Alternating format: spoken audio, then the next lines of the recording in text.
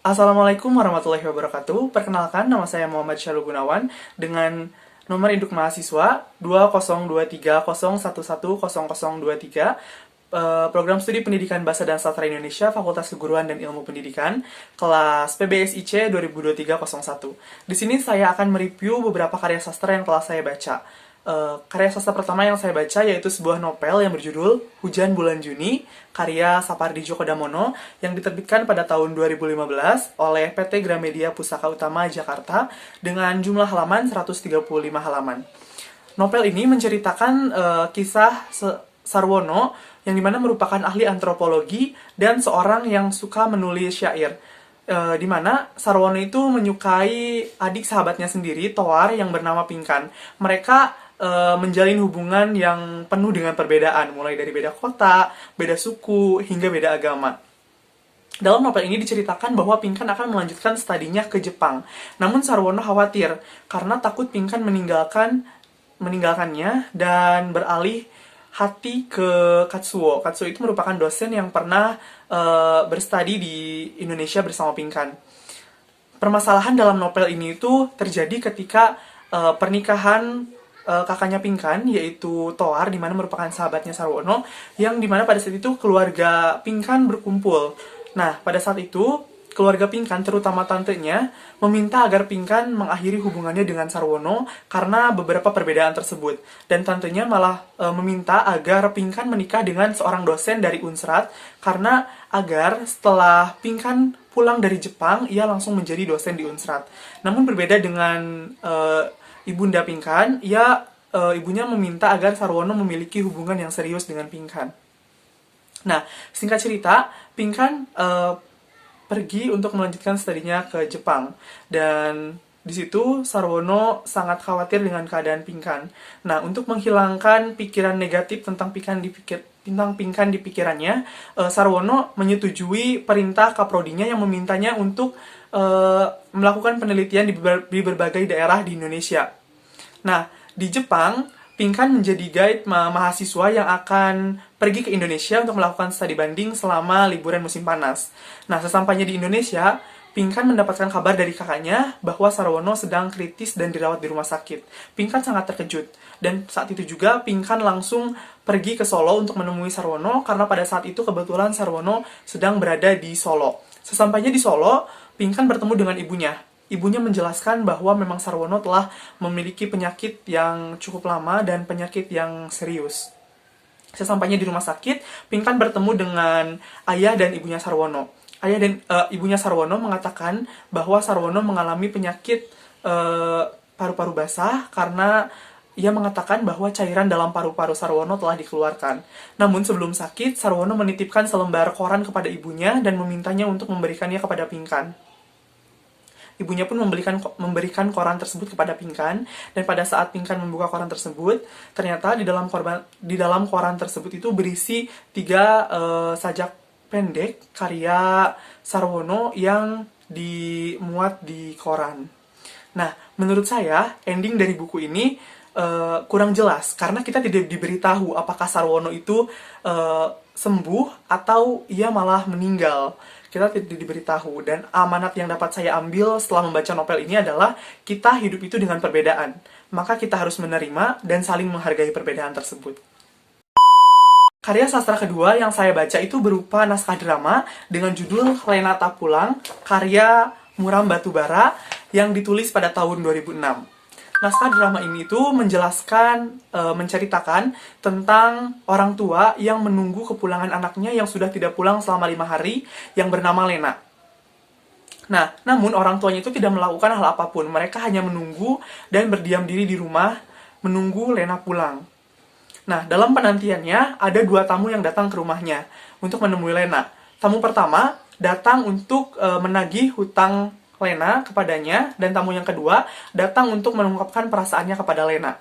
Lena sendiri itu merupakan anak dari keluarga yang bisa dibilang keluarga yang cukup mampu, karena ada adegan dalam drama ini yang menyatakan bahwa Lena mengikuti berbagai macam les, mulai dari les biola, les balet, dan les renang. Namun, kedua orang tua Pinkan ini tuh seperti tidak peduli kepada Pinkan, karena mereka sibuk dengan aktivitasnya masing-masing. Mereka seperti tidak memperdulikan Pinkan. Nah, hal itulah yang membuat Pinkan memutuskan untuk pergi dari rumah karena Pinkan merasa bahwa Pinkan itu membutuhkan rumah yang benar-benar rumah. Nah, pada akhirnya, pada hari kelima tepatnya, Pinkan pulang ke rumah, dan betapa senangnya kedua orang tuanya melihat anaknya pulang, dan Pinkan menjelaskan kepada orang tuanya alasan apa yang membuat ia pergi dari rumah. Dan setelah mendengar cerita Pinkan, akhirnya orang tuanya meminta maaf kepada Pinkan dan menjelaskan bahwa sebenarnya orang tuanya itu bukan tidak memperhatikan Pinkan, tapi orang tuanya tidak ingin Pinkan hidupnya tertekan, karena pada saat seusia Pinkan, kedua orang tuanya merasakan bahwa hidup dengan tekanan itu tidak enak, seperti itu. Nah, menurut saya naskah drama Renata Pulang ini konfliknya itu cukup ringan, yang sehingga tidak membuat pembaca atau penontonnya itu berpikir keras sebenarnya apa permasalahan yang ada di drama tersebut. Nah, dan amanat yang dapat saya ambil setelah membaca naskah drama Renata Pulang ini, kita jika menjadi orang tua, harus menjadi orang tua yang bertanggung jawab dan benar-benar mengurus anak kita dengan sepenuh hati. Dan jika kita seorang anak yang mengalami yang sesuai dengan konflik Renata Pulang ini, kita harus berbicara dengan kedua orang tua dengan baik-baik agar kita mendapatkan solusi yang terbaik. Nah, karya sastra yang ketiga yang saya baca masih berupa naskah drama dengan judul Matahari di Sebuah Jalan Kecil, karya Arifin C. Nur. Nah, naskah drama ini itu menjelaskan pada saat kondisi Indonesia sedang mengalami ekonomi yang tercekik. Karena dijelaskan dalam drama ini pada saat itu harga beberapa bahan pokok mengalami kenaikan yang cukup signifikan. Nah, dan di sebuah jalan kecil terdapat pabrik es dengan beberapa karyawan. Di antaranya yaitu ada si pendek, si tua, si peci, si kacamata, dan si kurus yang sedang sarapan di warung pecel Simbo. Mereka berbincang dan mengeluh mengenai kenaikan harga tersebut. Dan juga mereka membahas mengenai korupsi karena salah satu temannya, yaitu si pendek, pernah menggerogoti uang serikat kerja teman-temannya sehingga membuat teman-temannya itu tidak mudah percaya dengan perkataan orang lain. Nah, lonceng tanda kerja berbunyi. Para karyawan kembali ke pekerjaannya masing-masing. Dan di warung Simbo itu terlihat ada seorang pemuda yang sedang makan. Ia makan terlihat sangat lahap, dan setelah selesai makan, ia berdiri dan merogok sakunya. Mukanya terlihat cemas, karena ternyata dompetnya tidak ada, dompet yang berisi uang tidak ada. Ia berbicara kepada Simbo bahwa ia akan pulang terlebih dahulu untuk mengambil dompetnya dan kembali untuk membayar makanan yang telah ia makan. Namun Simbo tidak percaya begitu saja, karena Simbo telah pernah mengalami beberapa kejadian yang serupa, di mana ada pembeli yang mengaku bahwa dompetnya tertinggal dan minta izin untuk pulang, namun sampai saat itu pembeli tersebut tidak pernah kembali lagi untuk membayarnya. Namun, si pemuda itu terus meyakinkan Simbo bahwa ia akan kembali untuk membayar makanannya. Dan perdebatan mereka membuat si Kurus penasaran dan menghampiri. Si Kurus bertanya kepada Simbo apa yang terjadi. Dan Simbo menjelaskan bahwa pemuda tersebut makan namun tidak membayar. Nah, akhirnya si Kurus membantu Simbo untuk menginterogasi pemuda tersebut. Pemuda tersebut mengatakan bahwa ia adalah orang baru di desa tersebut dan tinggal di RT 5. Kebetulan, si Kurus juga merupakan salah satu warga di RT 5. Untuk meyakinkan dan mencari kebenaran tentang mengenai cerita si pemuda tersebut, si Kurus memberikan beberapa pertanyaan kepada pemuda tersebut. Pertanyaan tersebut diantaranya itu siapakah RT dari RT 5 tersebut dan di mana tepatnya letak rumah si pemuda tersebut. Namun jawaban pemuda tersebut salah dan alamat yang diberikan pun tidak sesuai dengan keadaan di RT 5 tersebut. Hal itu membuat si Kurus marah dan bersikap agak kasar kepada pemuda tersebut, yang membuat beberapa karyawan lain datang dan bertanya apa yang terjadi. Dan si Kurus mengatakan bahwa pemuda tersebut makan namun tidak membayar. Nah, setelah itu salah satu karyawan mengusulkan bagaimana jika pemuda tersebut menanggalkan celananya untuk dijadikan jaminan agar ia bisa kembali dan membayar makanannya.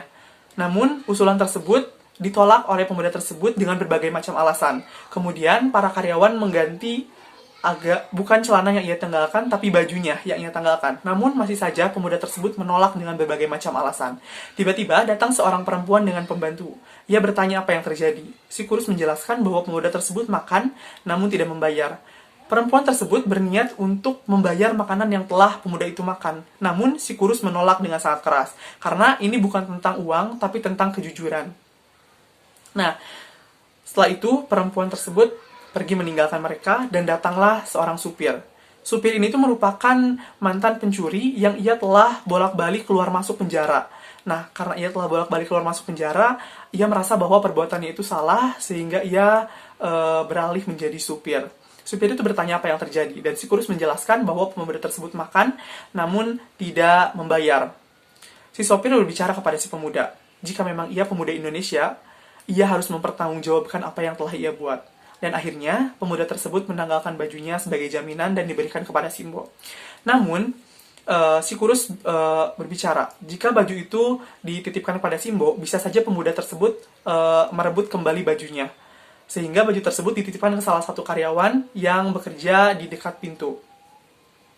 Para karyawan dan supir kembali ke tempatnya masing-masing. Setelah keadaan sepi, si pemuda tersebut mulailah menceritakan kehidupannya kepada Simbo.